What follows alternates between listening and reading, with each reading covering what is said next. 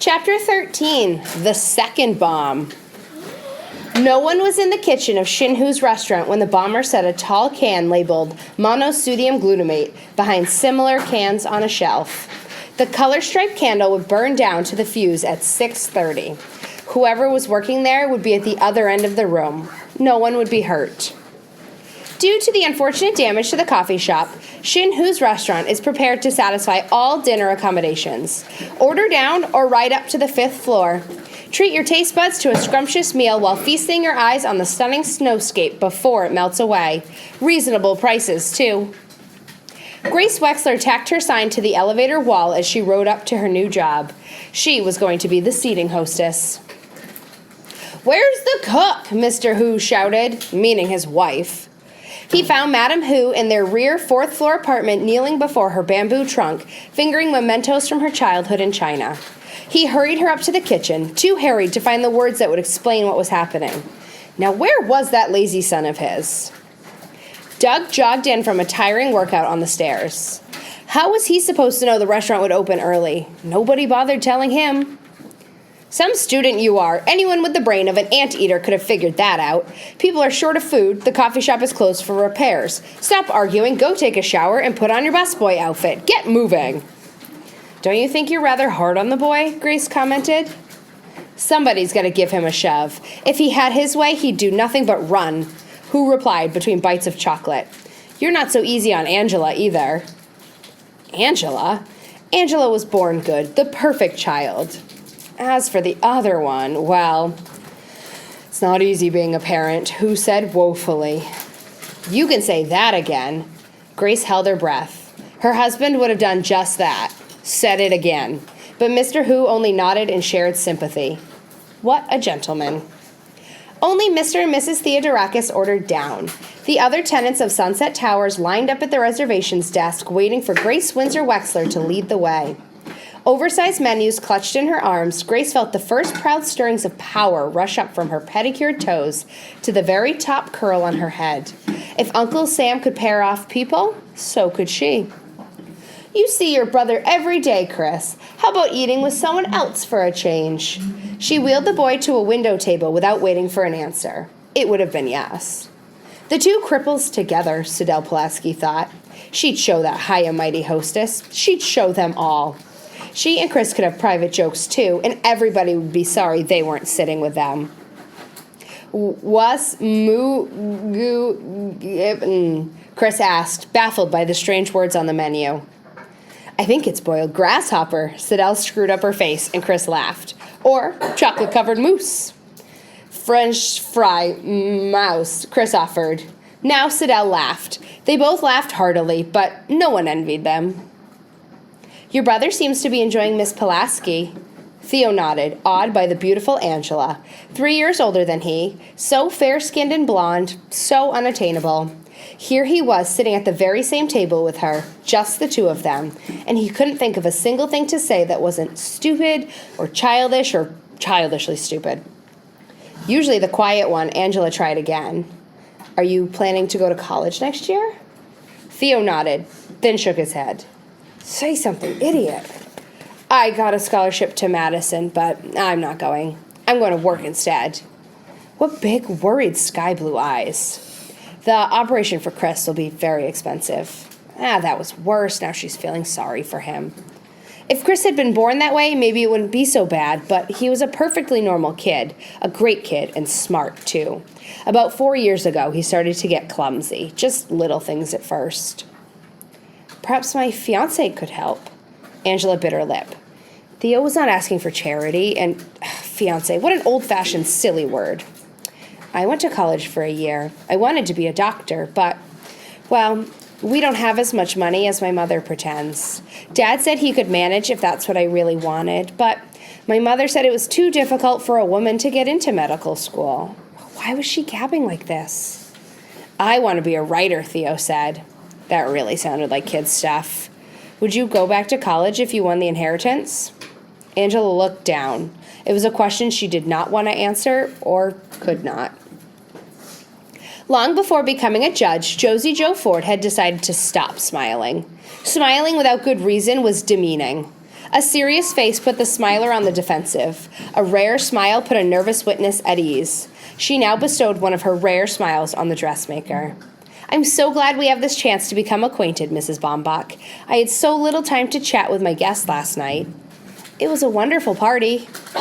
Flora Baumbach appeared even smaller and rounder than she was as she sat twisting her napkin with hands accustomed to being busy. Was her face permanently creased from years of pleasing customers, or was a tragedy lurking behind that grin?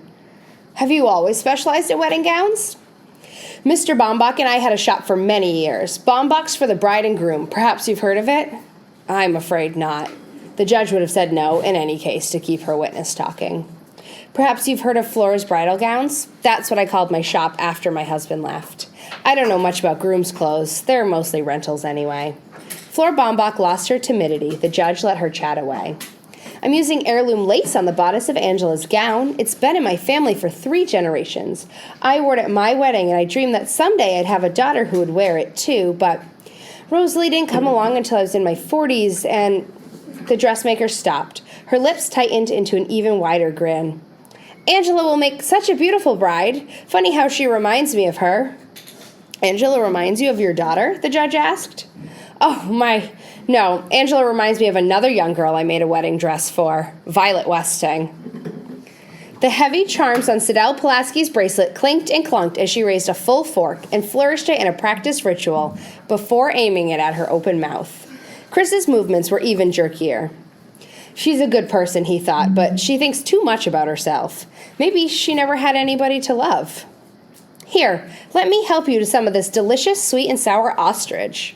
Their laughter drowned out the loud groan from another table, where Turtle sat alone, a transistor radio plugged in her ear. The stock market had dropped another 12 points. "I'm starved. Let's sit down to eat." Head held high, Grace Wexler led her husband across the restaurant. "All I want is a corned beef sandwich, not a guided tour." "Would you prefer to sit alone or with that young lady over there?" "I thought I was going to sit with you." "Please be seated," Grace replied. Mr. Hu will take your order shortly." Jake snatched the menu from his wife and watched her glide, gracefully he had to admit, to the reservations desk and whisper in Hu's ear. "Jimmy," she calls him. "That's a fine kettle of fish," he exclaimed, then turned to his dinner companion.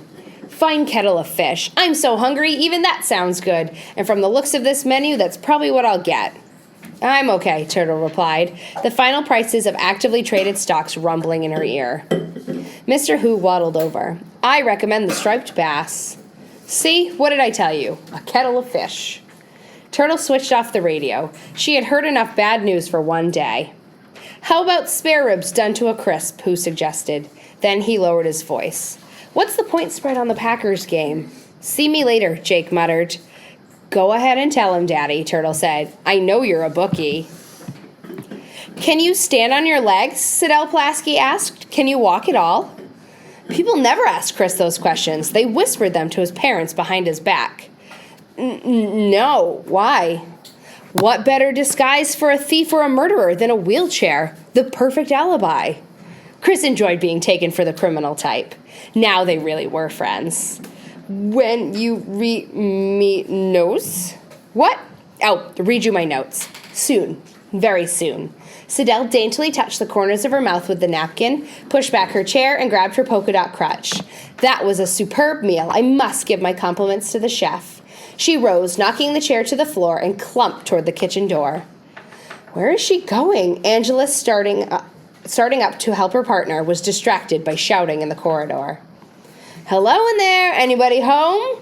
Through the restaurant door came a bundled and booted figure. He danced an elephantine jig, stomping snow on the carpet, flung a long woolen scarf from his neck, and yelled, "Otis Amber is here! The roads are clear!" That's when the bomb went off.